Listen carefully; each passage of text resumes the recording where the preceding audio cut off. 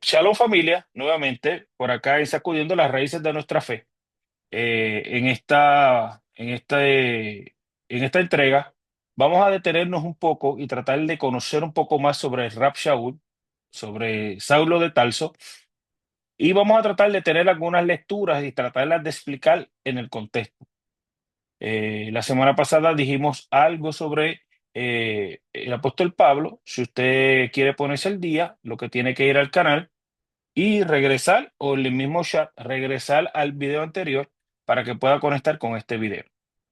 Entonces, en esta entrega, en esta tarde, lo que vamos a tratar es de poder explicar un poco más y tratar de ver la formación del apóstol Pablo o Rab Shaul, cómo se forma, entender. ¿Por qué? Porque de lo que nosotros conocemos de Pablo es que él es el apóstol a los gentiles. Y la realidad es que cuando nosotros miramos la iglesia, esto es sacudiendo las raíces de nuestra fe, ¿no? Nuestras raíces cristianas. Cuando vemos la iglesia, creo que seguimos más a Pablo que a Jesús, en mi forma de ver la iglesia macro. Creo que seguimos más a los padres de la iglesia y a los que interpretaron las palabras que Rab Shaul escribe, o que él dice y tiene su secretario que escribe, que por alguna razón somos más paulinos que seguidores de Cristo. Ok. Voy a darle un ejemplo, que lo hablábamos anoche en Shabbat. Si Jesús, como tenemos en los evangelios, sus padres fueron judíos, nació en Belén de Judea, al octavo día fue circuncidado, como todo niño judío, hasta el día de hoy. Nos encontramos que los evangelios nos enseñan que a los 12 años, 13 años, estaba en el templo eh, hablando con los grandes rabíes. Muchas personas no entienden por qué. Bueno, porque en la cultura judía, hasta el día de hoy, se hace lo que se llama un bar mitzvah, donde se le hace una ceremonia a ese niño que entra a una adolescencia y ahora ese niño va a tener capacidad de tomar decisiones por él. O ese adolescente en adelante, pero ya ese adolescente ha sido instruido en la Torá. Eso, en lo que estamos viendo hasta ahora, Jesús tiene todas las características de una cultura en la cual él vive, en la cual él nace. Y de eso tenemos evidencia en los evangelios. Caminó por Judea, Galilea, estuvo con pescadores del área, con personas del área de lo que es Judea. Ya vimos mapas donde se montó en barcas y pasó por Betania, por distintos lugares que existen hasta el día de hoy, que es parte de Israel. ¿Ok? Lo juzga el Sanedrín, porque él va donde los sacerdotes, Aná y Caifás, son los que lo juzgan. Y son los sacerdotes que estaban en aquel tiempo y eran los líderes dentro del Sanedrín, que el Sanedrín es lo que gobierna en Judea, bajo las leyes que ellos establecen. Aunque estaban bajo el dominio y la opresión romana, pero dentro de Judea había un grupo de ancianos y un grupo de sacerdotes que eran los que tomaban decisiones por los asuntos que ocurrían allí. Por ejemplo, nos va a hablar los evangelios. Según nos hablan los evangelios, ¿ok? No voy a entrar en el debate eh, si esta versión, ¿verdad? O esto que tenemos eh, fue correcto o no fue correcto, es real o no es real. Vamos a usar lo que tenemos en los evangelios. Donde nos dicen los evangelios que le traen a Jesús una mujer que tomaron adulterio. Perdón. Entonces, se la traen a Jesús. Y los fariseos le dicen, bueno, esto es lo que dice la ley de Moisés. Nuestra ley, la ley también cual tú debes de seguir si eres judío, dice que a esta mujer hay que apedrearla. Jesús, lo que vemos es que no pasa juicio, sino que confronta a las personas que están allí juzgando a esta mujer. Ya usted sabe la historia, los tipos se desaparecen, le dice a la mujer, yo no te juzgo, ¿no? Y los que están aquí ya no están, vete y no peques más. Las grandes preguntas que van a salir, y hay muchas interpretaciones, ¿por qué Jesús no la juzgó? ¿Por qué Jesús no aplicó la ley? Y una de las más sencillas es que Jesús no era sacerdote, Jesús no era un juez en ese tiempo. Jesús no pertenecía a la clase de sacerdotal, que eran los que pasaban juicio. Por ende, si Jesús hubiese pasado un juicio, tendría para que ahora a Jesús lo juzguen por usurpar una posición cual él no tocaba. No sé si me estoy dando a entender. Sí, me están entendiendo, ¿verdad? ¿Ok? So, aún dentro de Israel, por lo que vamos a seguir estudiando en Shabbat, cuando se hace eh, o se crea el nivel sacerdotal, cuando una persona se enfermaba, cuando una persona era tomada, encontrada en pecado o algo pasaba, donde lo llevaban era donde el sacerdote, donde el sumo sacerdote. Y el sacerdote era el que iba a pasar juicio. Ok, voy a abrir un paréntesis aquí. Permítame entrar un poco de misticismo.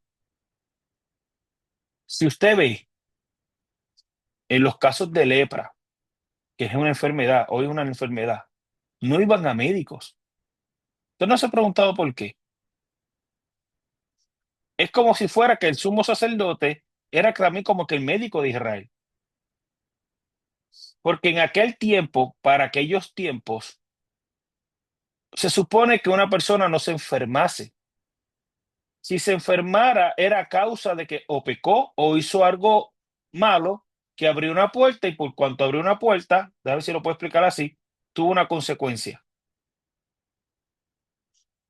Okay. Déjeme ir un poco más para atrás. Déjeme ver cómo lo explico de esta forma. Ok, nivel de alma. Como ellos entendían, la mentalidad de estas personas entendían que el alma era un alma alta, un alma pura, por cuanto está pura y está arriba, eh, no se supone que haya enfermedad. Varón, ¿por qué hoy tenemos tantas enfermedades? Porque realmente las almas han bajado de su nivel de pureza, de su nivel de aún de conciencia. Por ende, en aquel tiempo no era así. Si usted ve eh, reglas que da el Eterno, el pueblo camina por Egipto 40, o sale de Egipto, camina por el desierto 40 años, ¿qué enfermedad hubo? ¿Él los libró? No, varón, sí, María le dio lepra, pero ¿por qué a María o Miriam, la hermana de Moisés, le da lepra? A causa de que ella hizo la Shonjara. Sigo aquí, le entrego un secreto.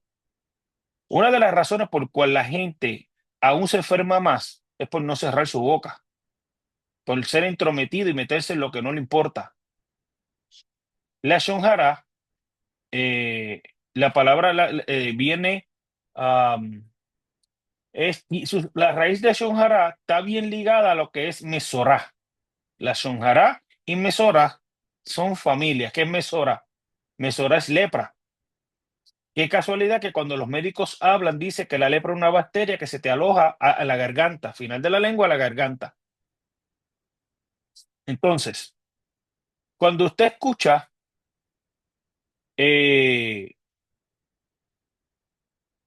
un bochinche, voy a ponerlo en lo puertorriqueño, el bochinche daña a la persona que lo está hablando, pero más daña a la persona que lo escucha. Ok, vamos un momento. En la historia de David, salgo de esto rápido, pero para que usted vaya entendiendo, en la historia de David, hay un rey que David lo consideraba su amigo. Este rey muere. Vea esta historia. El rey muere y David manda mensajeros al hijo a darle el pésame. Lo voy a parafrasear. Y David manda mensajeros al hijo a darle pésame. Pero el asistente de ese rey, al cual David mandó a que le dieran el pésame, lo aconsejó mal. Le dijo a este rey, mira rey,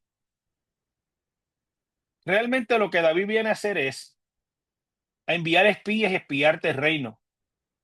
Porque lo próximo que va a pasar es que David te va a dar un golpe de estado. ¿ok? Y este hombre se llenó de furia contra David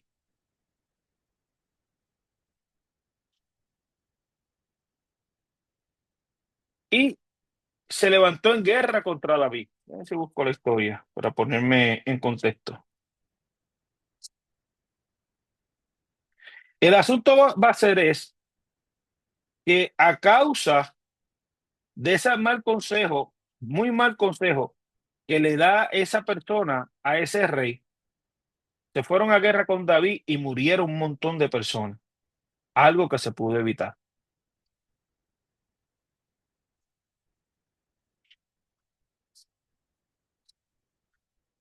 Un mal consejo. Entonces, murieron personas que no debieron de haber muerto por algo que se entregó mal. Y así pasa, hermano. Realmente aún dentro de la iglesia se han dividido familias, se han dividido ministerios, mejores amigos han dejado de ser amigos porque alguien escuchó algo mal o dijo o habló lo que no tenía que hablar. Pero asimismo también vienen enfermedades a personas, porque por algo que una persona comenta mal, haciendo la lengua maldita, le entra por los oídos y la persona que lo recibe se le endurece el corazón, pero se le crea raíces de amargura. Entonces, las raíces de amargura se van a alojar en su hígado.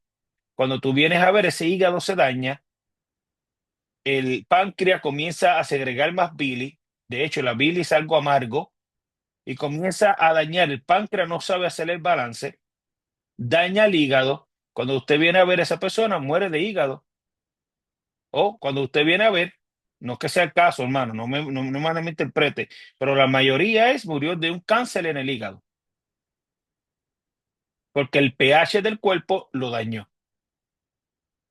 Cuando la mayoría de los naturólogos, si lo podemos llamar así, médicos naturistas, van a decir que se supone que el cuerpo tiene la capacidad de sanarse. Ok.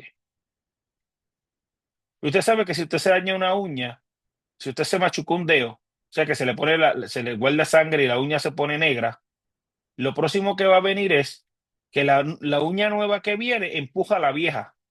A nadie le ha pasado eso, ¿verdad que no? Ok, si a nadie, pues entonces, lo que pasa es que la uña nueva que viene saca la vieja. Duele el proceso, pero se va a crear. Igual que cuando usted se corta un dedo, le crece nueva piel, le crece nuevo tejido. Incluso hoy usted sabe que hacen injertos de tejido. Y personas que necesitan una operación, hay personas que le han sacado piel de los muslos y se lo ponen en lugares donde necesitan nueva piel.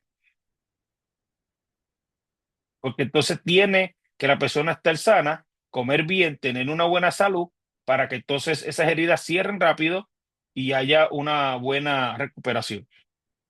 De hecho, no sé si usted sabía, pero las cirugías que se están haciendo hoy de estéticas, la mayor de las personas que mueren o hay alguna desgracia, no solamente no es la mayoría, lo que se está viendo es, y los médicos dicen no fue mal práctico, la cirugía fue buena. Ejemplo, cirugías bariátricas o cirugías donde a las personas que las vaciaron, no sé si puedo decirlo así, no se me voy a ofender. Estoy buscando algo que se me pueda entender, que se hacen reducción de estómago.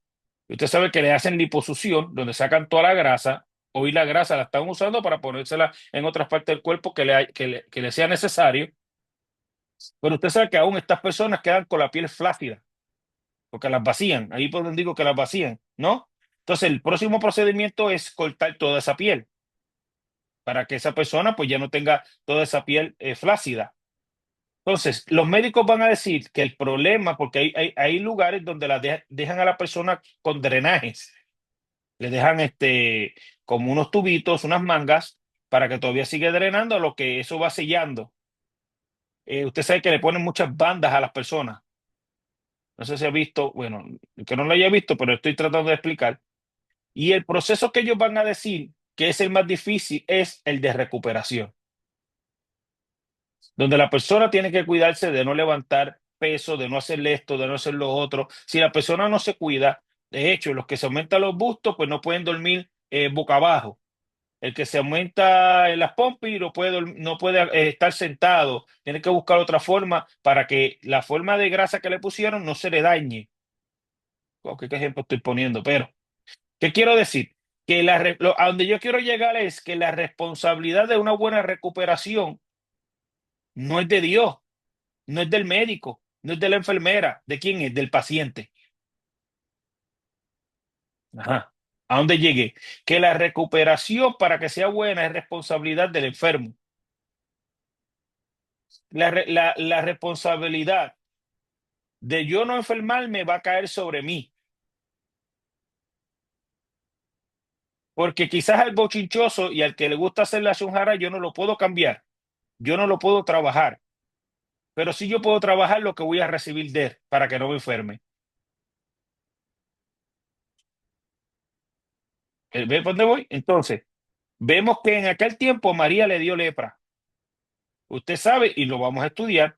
Cuando lleguemos podemos entrar un poquito más profundo en eso, porque a María la sacaron del campamento. Algunos dicen por 7 días, otros sabios dicen que fue más tiempo. Wow, y al sacarla del campamento se sanó. Bueno, aquí hay una enseñanza. ¿Con quién pudo hablar María fuera del campamento? Porque la tienen ahora como leprosa. Nadie se le puede pegar. En otras palabras, se tuvo que quedar callada por todo ese tiempo, no tuvo con quién hablar. Entonces, la respuesta a personas que le gusta hablar lo que no le importa, la sanidad es cállese la boca. Esos son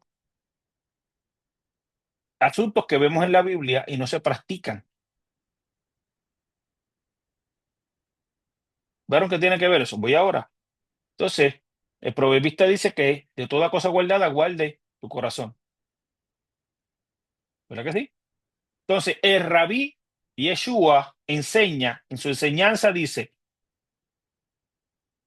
que en realidad lo malo de una persona no sale de lo que escucha, sino que sale de lo profundo del corazón, que es donde habitan todas esas cosas. Es una enseñanza de ese rabí, de rabí Yeshua, que le está enseñando a esos fariseos que lo que ellos dicen no practican, y donde está su maldad y donde habita su maldad está dentro de ellos. Tiene que haber una transformación. Entonces, de esa transformación es donde ese término que se va a usar es arrepentimiento.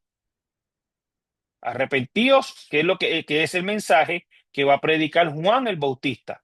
Juan el Bautista está predicándole a los mismos de él, arrepentíos y convertíos, ¿no? De sus malos caminos, porque ese pueblo caminaba lejos de la Torá práctica, porque la mayormente lo que ellos tenían era instrucción de padres de ellos, y Jesús como rabino vino entonces a traer una instrucción más acercada a la Torá. Entonces, el arrepentimiento que se explicaba o que se enseñaba en aquellos tiempos era de arrepentirse de esa mala conducta, limpiarse de sus impurezas, que eso era el bautismo, y entonces caminar con la Torá y alinearse al Eterno, dejando todas esas malas formas de actuar. Entonces, el que ahora camina derecho o el que pasó por una lepra, déjeme volver acá, tenía que ir donde el sumo sacerdote. El sumo sacerdote lo verificaba y el sumo sacerdote era el que lo declaraba sano. Pero ahora en el tiempo vamos a ver que todo comenzó a caer. Entonces, asuntos que viene ahora a trabajar el Rabí Yeshua es que también viene a sanar a muchos. Camina en misericordia, camina en compasión y comienza a sanar en medio de aquellos tiempos. Entonces, ahora tenemos que Andrés, vamos a citar a Andrés, reconoce que Yeshua es el Mesías de Israel, el ungido, el equipo completo, Andrés, Tomás, perdón, los 12, pero también que él es un rabí. este rabí tiene sus seguidores, como 120 están cerca de una fiesta, Shavuot, hay una manifestación ese día de Shavuot, que a Shavuot los sabios lo van a adjudicar y lo van a unir con la entrega de la Torá. Entonces, como estudiábamos anoche en el Shabbat, vimos que en el capítulo 20 de Éxodo comienzan a haber unas manifestaciones que son muy semejantes a lo que está pasando en Hechos 2. Entonces, ahora comienza Pedro a explicar lo que está ocurriendo, lo que él entiende que está ocurriendo. Pedro cita a Joel y ahora Pedro comienza a hablar de su rabí Yeshua, que él era el Mesías de Israel. Entonces, ¿qué ocurrió? Que a través de esa enseñanza que trae Pedro, una gran multitud reconoció que ese Jesús que fue el madero es el Mesías de Israel. Entienda eso, ¿ok? Es el Mesías de Israel. Entonces, esta comunidad comienza a crecer. Ya usted sabe lo que ocurre. Ya lo estudiamos en el templo con el cojo de la hermosa. Ahora el equipo de Jesús comienza a hacer las mismas manifestaciones del rabino Yeshua y la comunidad comienza a crecer. Ya vimos que la comunidad crece tanto que entran helénicos y ya explicamos quiénes eran los helénicos. Eran judíos de habla griega. Está pasando algo de lo que se habla en la Torá, donde se tiene que haber un cuidado especial para las viudas, para los pobres. Estos helénicos se quejan de esto. Los apóstoles toman dentro de la asamblea que deben de buscar personas que sean sabios, que tengan conocimiento para que atiendan estos deberes mientras ellos se dedican a la enseñanza, a la oración y a darle a conocer que Yeshua es el Mesías de Israel. En esas decisiones, pues donde entró Esteban, Felipe. Entonces ahora a Esteban, a Esteban le pagan a unas personas para que hablen más de Esteban, lo acusen. Y usted sabe que ahora Esteban fue donde el Sanedrín, fue acusado. Esteban, conocedor de la Torá, le explica la vida de su pueblo, como judío que es. A Esteban lo apedrean. Y en medio de esa lapidación que hacen con Esteban, porque lo juzgan según la Torá, por blasfemo, como lo dice la Torá, y ya en esa entrega leímos dónde están esas citas. El asunto está que a los pies de una persona le tiraron las ropas de Esteban, a los pies de el tal Saulo de Tarso. Ahora entra Saulo de Tarso en la historia. Saulo de Tarso de alguna forma consigue cartas del Sanedrín. Usted ya entiende que es el Sanedrín, es el gobierno, ¿no? Es el gobierno ejecutivo que toma las decisiones dentro de Judea. Y aún Saulo de Tarso, siendo fariseo, como ya vimos en su biografía, que la leímos la semana pasada, él dice que es fariseo, eh, según la interpretación de la Torá. Él interpreta la Torá en la línea farisaica. Tiene cartas ahora para ir a distintos lugares, aún entrar dentro de sinagogas, y aquellos que él tomara, sean hombres o mujeres, que estaban hablando y eran seguidores de Rabí Yeshua, traerlo al Sanedrín y llevarlos presos. Entonces ahora vemos que en la historia, este Rab Shaul anda por Damasco, no anda solo, y es en el capítulo 9 del libro de Hechos, donde él ve una aparición, hay una voz, se escucha la voz, hay testigos que escucharon la voz en lo que él andaba cabalgando o en lo que él estaba montado, se cae y escucha esa voz, tiene una experiencia en Damasco, lo llevan a una casa, está 3 días y 3 noches orando, meditando. Entonces ahora el Eterno, ¿no? Se glorifica a través de Yeshua que a uno de los siervos que viven en Damasco, esto nos da a entender que aún en Damasco, hermanos, habían seguidores de Yeshua. Claro, ¿cómo usted lo sabe? Vamos al texto con calma.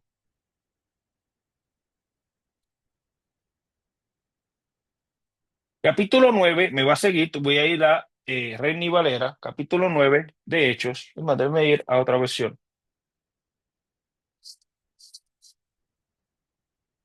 Capítulo 9, abra su Biblia, sígame ya, versículo 10 de Hechos, y vamos a tratar de ir en lo literal, ¿no? Leyendo y tratando de entender. ¿Ok? Sabemos que ahora Pablo está en Damasco.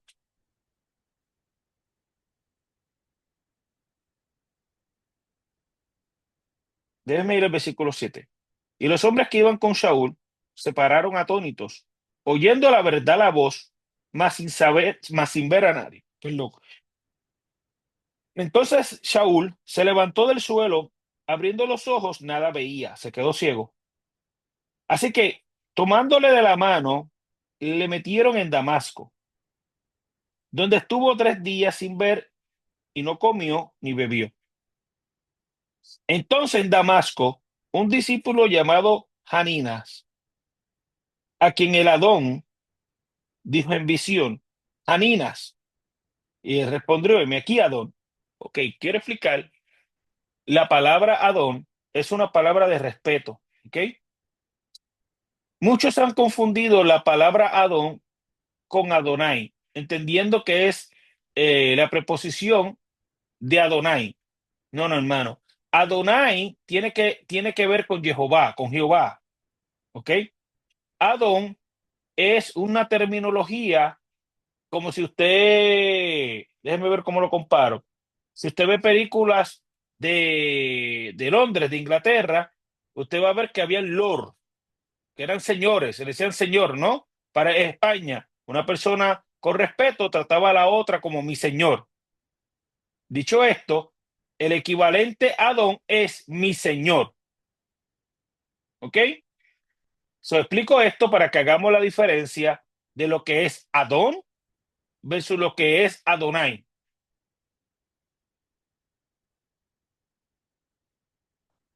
Así que tenemos en Damasco que hay una persona que se llama Janina.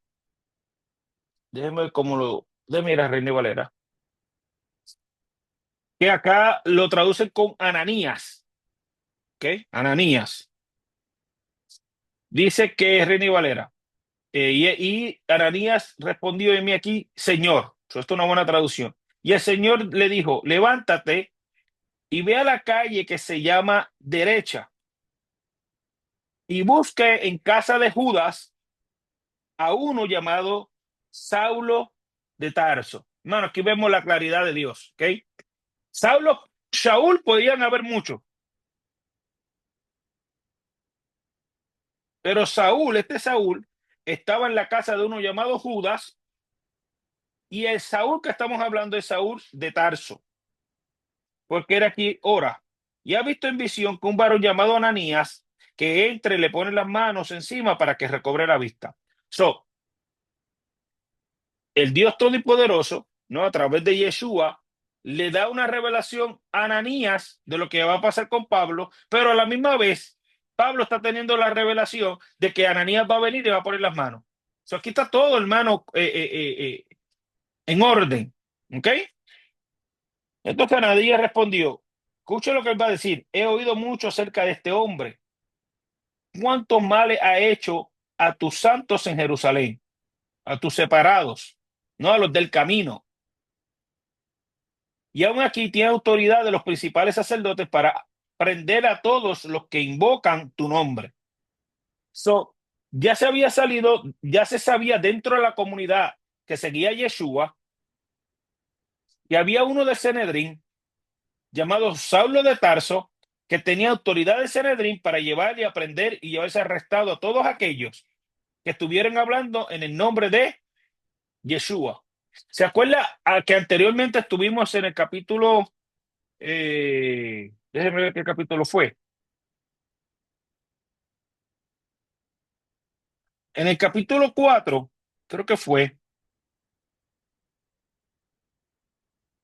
donde dice que los gobernantes de Jerusalén entendieron que lo que había pasado con el cojo de la hermosa era un acto de Dios. Pero lo que ellos le dijeron a Pedro y a Juan fue que dejaran de hablarle en el nombre de Jesús. ¿Se acuerda de eso?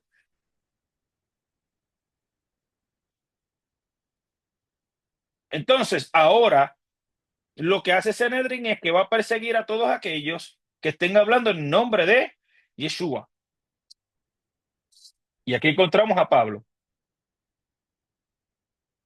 Y el Señor le dijo, estoy en Hechos 9:15, ve porque instrumento escogido me es este para llevar mi nombre en presencia de los gentiles y de reyes y de los sabios de Israel, porque yo le mostraré cuánto le es necesario padecer por mi nombre.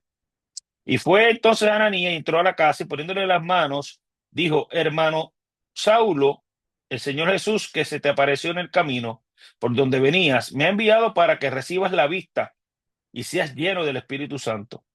Y al momento le cayeron de los ojos como escamas y recibió al instante la vista y levantándose fue bautizado.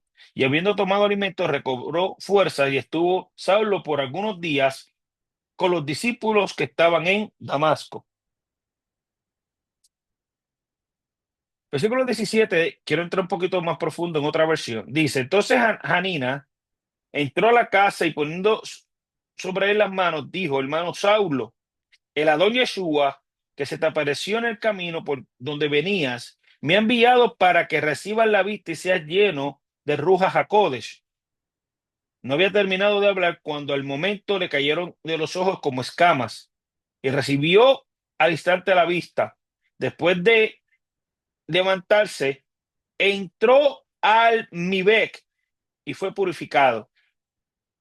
So, lo que Rey Valera vemos como bautizó o bautizo, hermano, no es lo que usted, no es que lo fueron a un río y cogieron a Pablo y lo tiraron para atrás y lo levantaron. Eso no fue.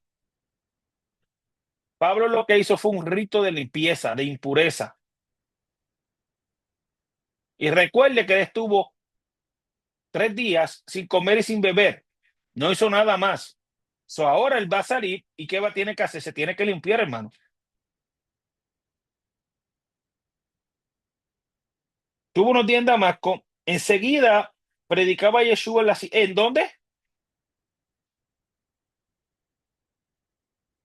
¿En dónde estaba? No, hermano, no es ninguna iglesia. No, no existe. Donde comienza ahora Pablo a Saulo de Tarso entrar es en sinagogas.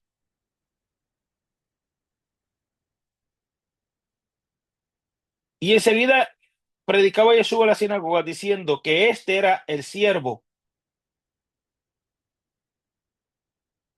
Cuando habla del siervo, referente a lo que es el siervo, lo que Pablo está diciendo es un hebraísmo, es una forma de dicción para indicar cómo Yeshua estuvo involucrado y estuvo al servicio y se sometió a Dios. Lo que literalmente quiere decir es el Hijo de Dios.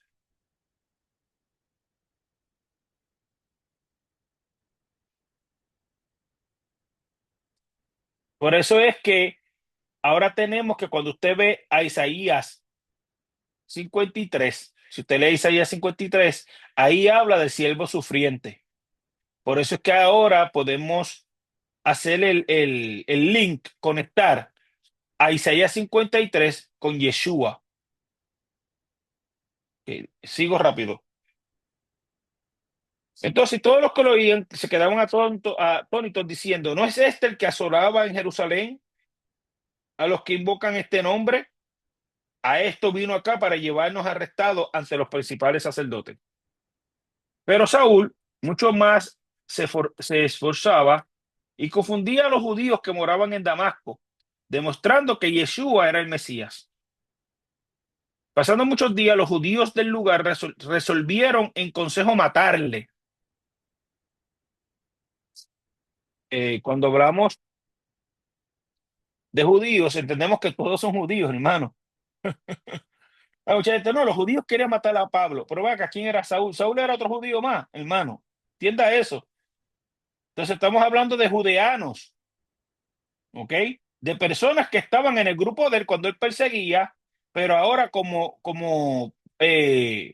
van a ver que Saulo los traicionó y ahora Saúl ¿cómo puedo traer esto? Se cambió de equipo, él jugaba para un equipo, ahora ya no es de ese equipo y ahora juega para el otro equipo, que son los del camino, los seguidores y los que hablan de que Yeshua es el Señor. Ahora, estos que andaban antes con él lo quieren matar. Pasando muchos días, los judíos del lugar resolvieron en consejo matarle, pero el complot llegó a los oídos de Saúl. Pero ellos guardaban las puertas de la ciudad de día y de noche para que lo mataran. Entonces los discípulos, ¿qué discípulos? Los seguidores de Yeshua, ¿no? Donde Saúl está, tomándolo de noche, le bajaron por el muro de la ciudad, descolgándole una canasta. Y ahí Saúl se fue. ¿Dónde estaba? En Damasco. ¿Dónde va a llegar ahora? A Jerusalén. Cuando llegó a Jerusalén, trataba de juntarse con los discípulos, con los seguidores, pero todos les temían miedo, no creyendo que él ahora era un discípulo, un seguidor del Mesías. Entonces, Barnabá,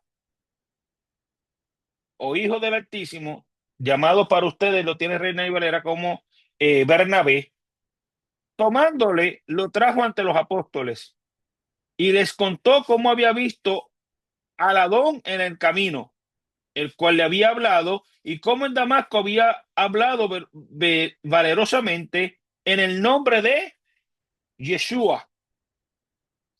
Ok, volvemos y quiero que usted me entienda.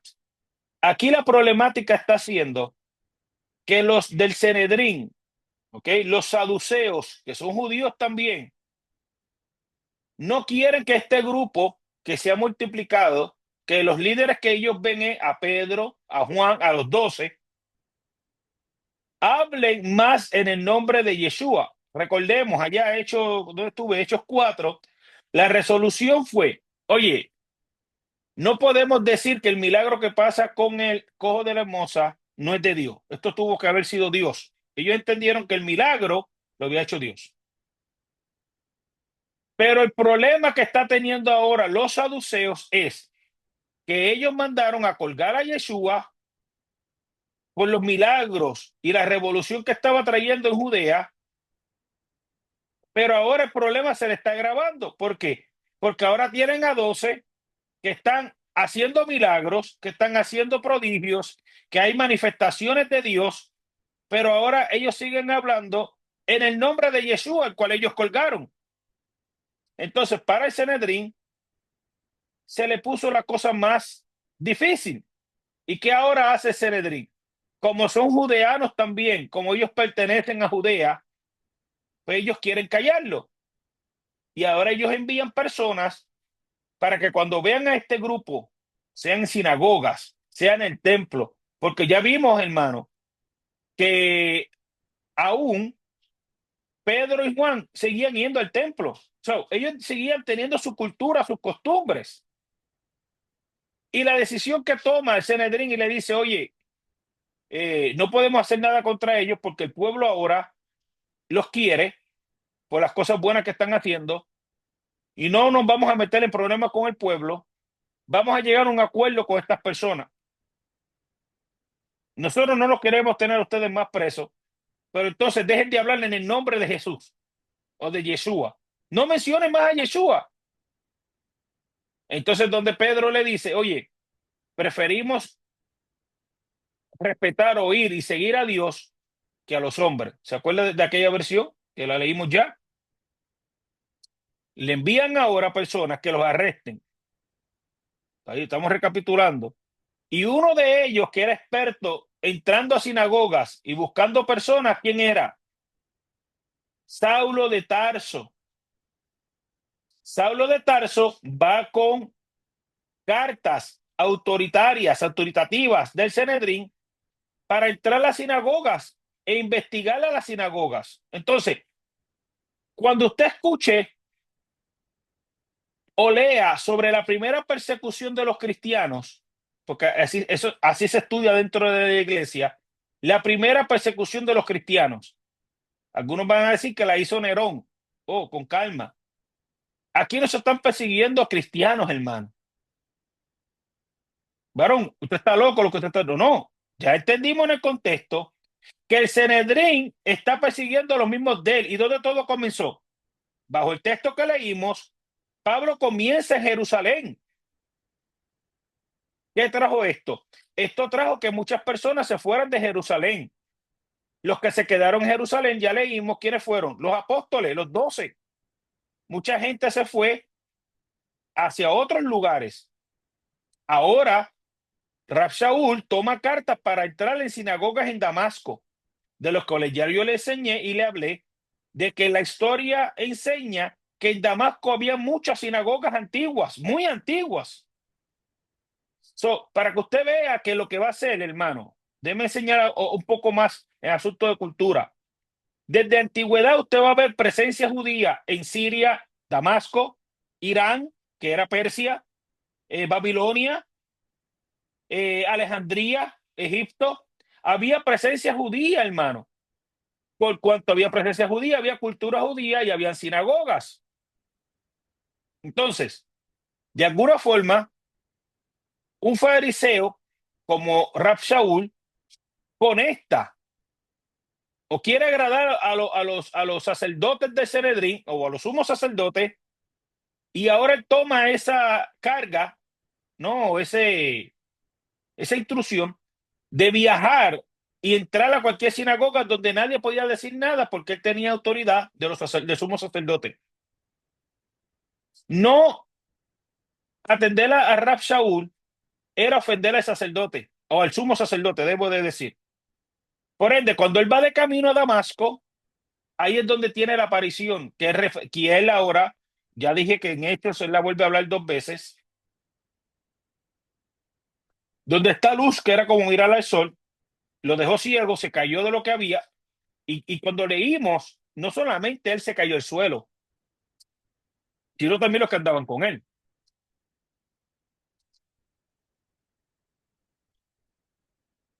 Déjeme ir regreso al capítulo 9 verso 3. Dice, déjeme ir al 2 para que usted vea lo que le estoy explicando está aquí. Él le pidió cartas de autoridad.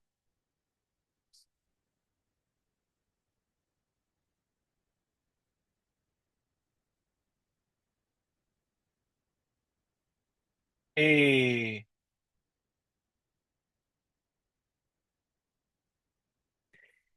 La carta de autoridad dice que es un documento legal dando autoridad tanto civil como religiosa. Rab Shaul no caminaba con cualquier cosa, hermano. Este tipo tenía una autoridad en esa carta que era avalada por lo civil y lo religioso. Recordemos nuevamente, una vez más, el Sanedrín es el que toma control de todo lo que pasa en Judea. Y por ende, todo lo que pasa dentro del judaísmo de aquel tiempo. Va conmigo, va entendiendo. Dice, pidió carta autoridad para las sinagogas de Damasco, a fin de que si hallase algunos hombres o mujeres del camino, cuando hace referencia del camino, eh, está designando a aquellas personas eh, que muchos los veían como una secta más dentro del judaísmo. Que esta secta dentro del judaísmo es la que cree que Yeshua es el Mesías de Israel.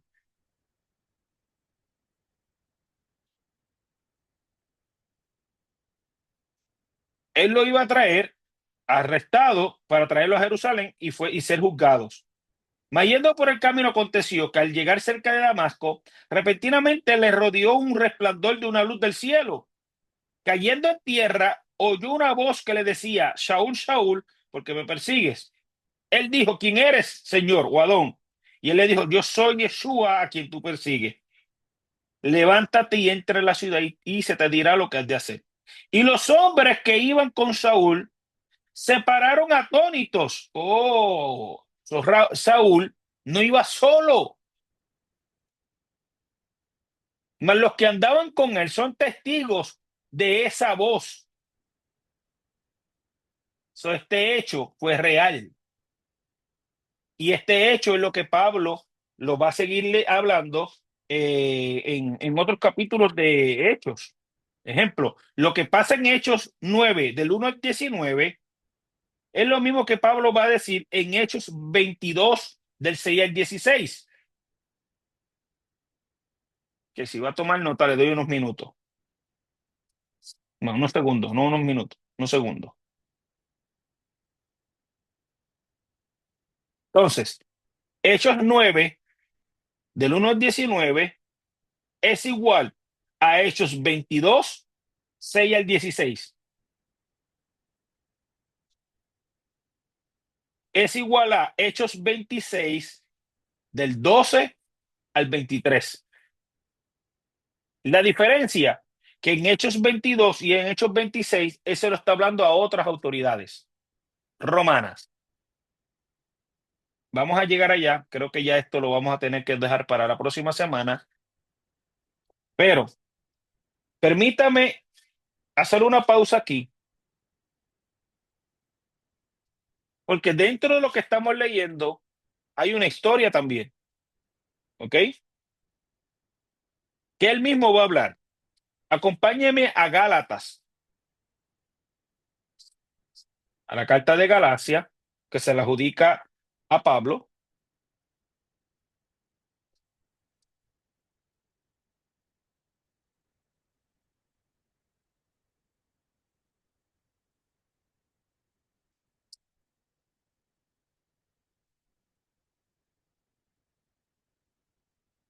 Gálatas, después podemos tocar un poco de esta carta, que ha sido bien mal, hermano. De verdad que una de las cartas que ha sido más mal interpretada dentro del cristianismo ha sido Gálatas.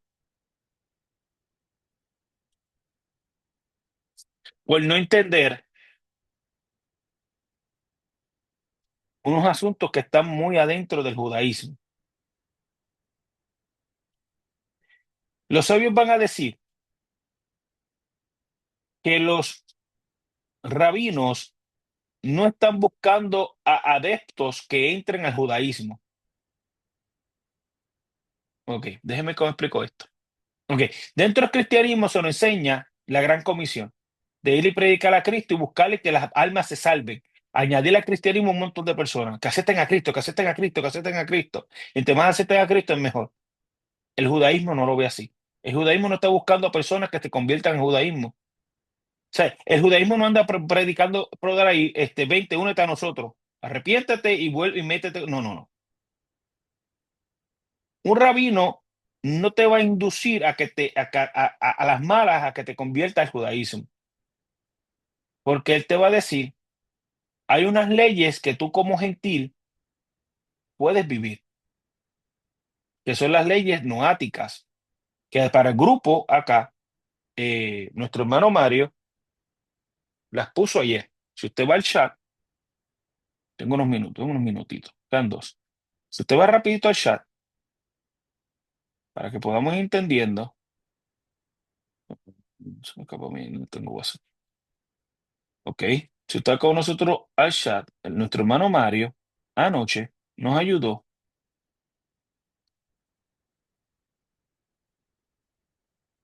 y nuestro hermano Mario nos posteó los 10 mandamientos. Primer mandamiento, no tendrás otros dioses además de mí, ¿no? Y dentro de las 7 leyes no ágidas o no éticas, el primero dice, prohibición de la idolatría, no adorar a otros dioses además del único Dios y verdadero. ¿Ok? El segundo, no te harás ídolo ni semejanza alguna de lo que está en el cielo ni en la tierra, que tiene que ver con el primero. Tercero, dice, no tomarás el nombre del Señor tu Dios en vano. Vaya entonces al número dos de las noáticas. Prohibición de blasfemar, no tomarás el nombre de Dios en vano ni blasfemar con él. No son las mismas. Es lo mismo, hermano. Prohibición de asesinato, que dice allá, no matarás. Acá también lo dice. Prohibición de sexto y adulterio, allá te dice lo que vas a, cómo no lo vas a hacer también. Prohibición de no robar, que dice también, no robarás. Prohibición de establecer leyes de justicia, los tratos que tú tienes que tener contra los demás. Y prohibición de comer carne que tenga sangre, animal que tenga vida, porque la sangre del animal es la vida del animal. Estas son las leyes noádicas que lo siguieron los Noé y sus hijos y toda esa generación. Esas fueron las leyes que siguió Abraham, las leyes que siguió toda esa línea de los patriarcas hasta Moisés. ¿Entendió eso? Entonces, como el pueblo de Israel conoce esas leyes, más conoce también cuáles fueron eh, el trato del Dios que ya estamos estudiando en Éxodo para con Israel. Ahora Israel va a decir, ok, mira, estas son las leyes que el Creador, el Dios eterno, el Dios de Abraham, Isaac y Jacob, nos da a nosotros como pueblo. Pero entendiendo que ustedes son gentiles, ya ustedes tienen unas leyes también, que la entrega el mismo Dios, que es lo que va a pasar, Hechos 15 en adelante, y el asunto de Gálatas y algunos capítulos de Romanos, que al Rabí Shaul conocer esto, y ya yo le había hablado del pensamiento judío de aquel tiempo, el pensamiento fariseo, que dentro del pensamiento fariseo hablan de un Dios universal. Dentro del pensamiento fariseo hablan de un Mesías y de Israel. Entonces, ¿qué estamos viendo ahora a Pablo dentro del pensamiento y la filosofía que Pablo trae? De un Dios universal, tanto de Israel, pero que es universal, que es también para los gentiles.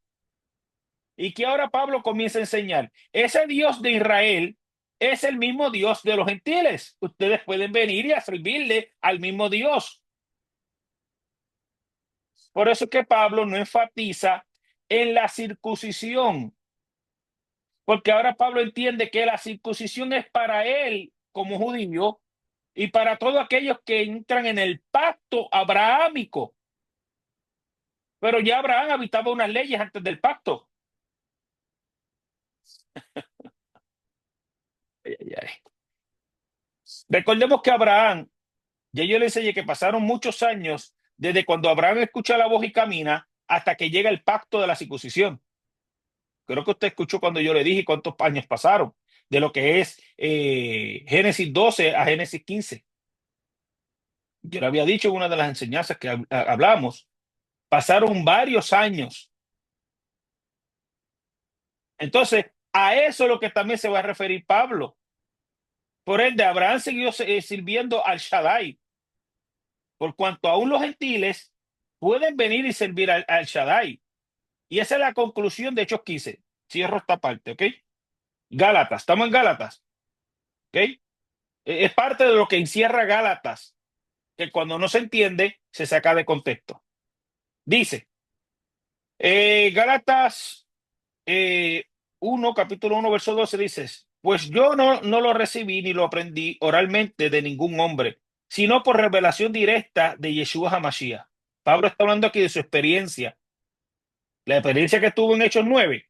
Esto es lo que Pablo está hablando aquí. Dice, pues conocéis bien mi forma de vida previa en el judaísmo, que perseguía sobremanera a la comunidad de Dios y buscaba su destrucción. ¿Cuál comunidad? A los del camino, a los que decían que Yeshua era el Adón, el Mesías de Israel. Pablo está explicando lo que él hacía en Hechos 9. Dice, y en el judaísmo aventajaba a muchos de mis contemporáneos en mi nación. Este tipo era uno de los número uno. Dice, siendo mucho más celoso que ellos de la tradición oral venida de mis antepasados. ¿Qué Pablo está defendiendo? La tradición oral de los ancianos. Sé que su Biblia lo dice de otra forma. Dice, pero cuando el que me santificó desde el vientre de mi madre y me llamó por su misericordia, le complació en gran manera revelarme a su Hijo en mí, para que lo revelara entre los gentiles. No consulté enseguida con sangre y carne. Aquí viene lo que quiero hablar. Ni fui a Jerusalén a los que eran apóstoles antes que yo, sino que me retiré hacia la Arabia y regresé otra vez a Damasco. Oh. Luego, pasado 3 años, subí a Jerusalén para visitar a Kefas y permanecí con él 15 días. No vi a otro de los apóstoles, sino a Jacob, el hermano de Ladón. So, aquí tenemos otra evidencia de que ese Jacob, ¿no? Santiago es el hermano de Jesús y ellos lo sabían, los 12, y aún Pablo, que no estuvo con ellos, Pablo, que no caminó con ellos, sabía, tenía evidencia de que ese Santiago, Jacobo, Jacob, era el hermano de Jesús y es el que está liderando en Hechos 15. Entonces, hablé de la escuela de Gilel. La escuela de Gilel es la escuela de la interpretación de la Torá. Se caracteriza, escuche bien, se caracteriza por ser tolerante, más que la de Chamaí. Por eso, desde la antigüedad, para Gilel, los gentiles podían venir a la sinagoga, que eso pronto lo vamos a ver, donde vienen gentiles a las sinagogas a escuchar Torá.